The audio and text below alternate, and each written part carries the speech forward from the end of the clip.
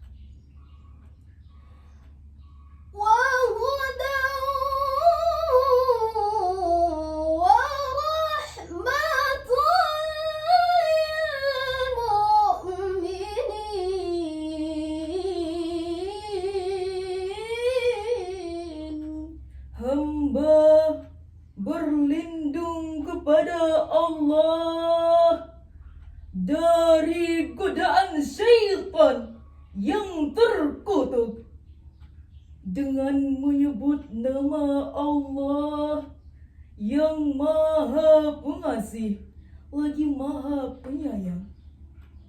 Wahai manusia, sesungguhnya telah datang kepadamu pelajaran dari Tuhanmu dan penyembuh dari penyakit-penyakit yang berada dalam dada dan petunjuk serta rahmat bagi orang-orang yang beriman. Hadirin, ayat tadi dalam ilmu balaghah termasuk kalam khabari au ingkari yang menginformasikan sekaligus menegaskan bahwa sungguh telah datang kepada manusia Al-Quran yang memberikan petunjuk kepada jalan yang lurus dan mengeluarkan manusia dari kegelapan.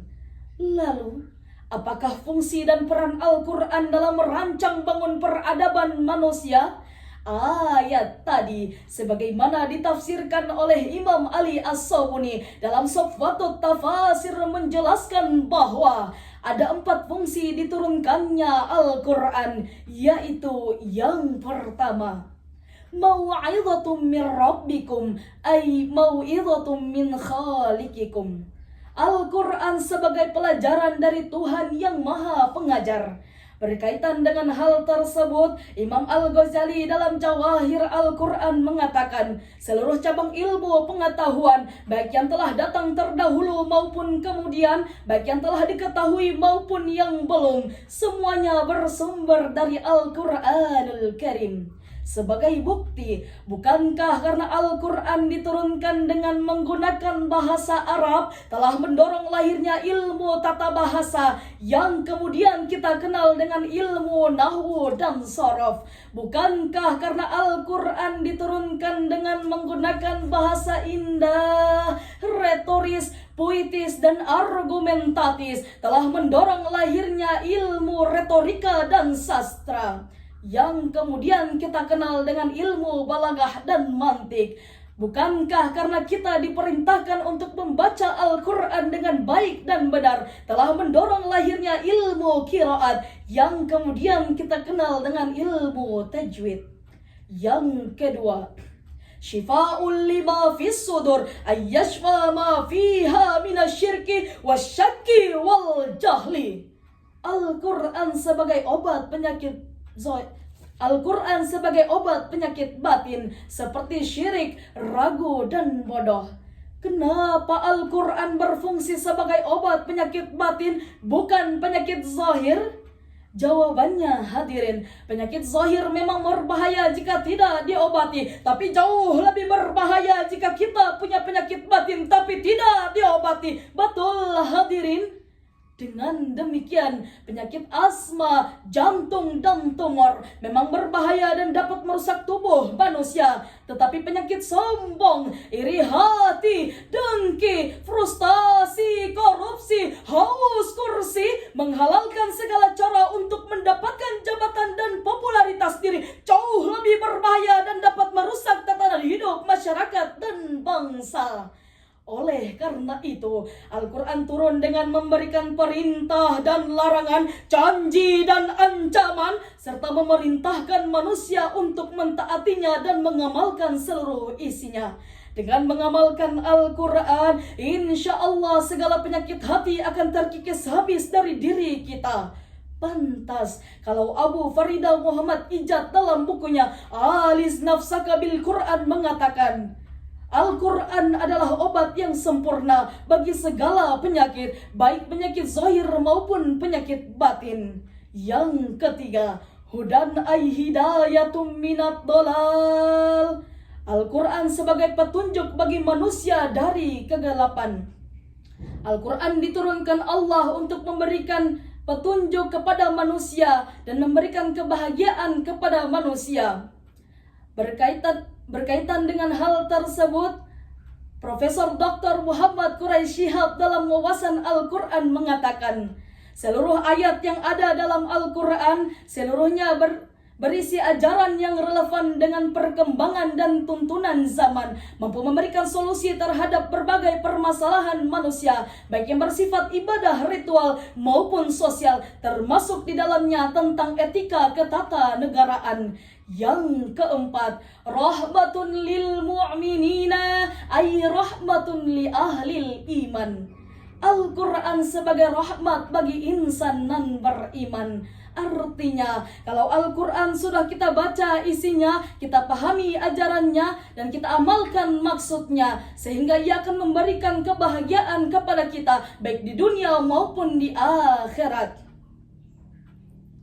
Hadirin, oleh karena itu, dalam rangka menjadikan Al-Quran sebagai petunjuk dan pedoman hidup manusia untuk menggapai kebahagiaan baik di dunia maupun di akhirat, maka kita harus melaksanakan apa yang telah digariskan oleh Al-Quran, dan Allah akan memberikan rahmat kepada kita semua penduduk bangsa ini.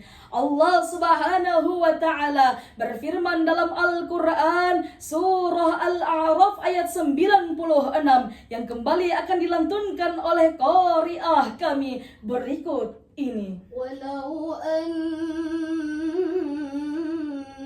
ahlal qura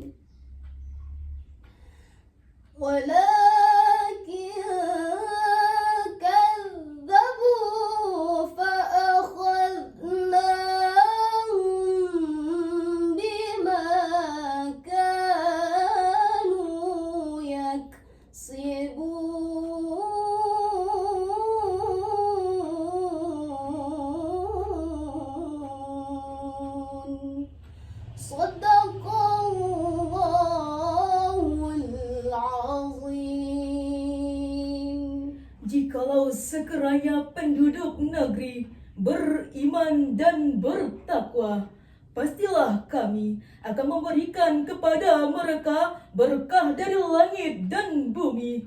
Tetapi mereka mendustakan ayat-ayat kami itu, maka kami siksa mereka yang disebabkan perbuatannya.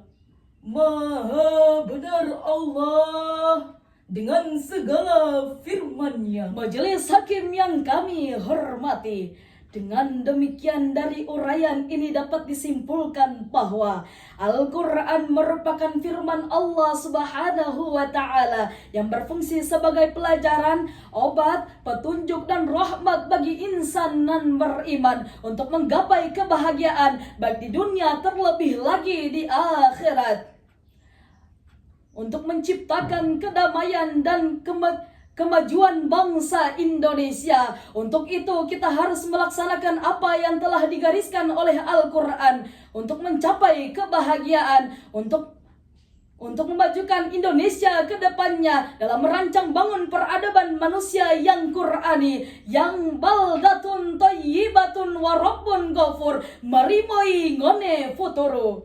Demikianlah apa yang dapat kami sampaikan. Mohon maaf atas segala kekurangan. Wallahul musta'an. Wassalamu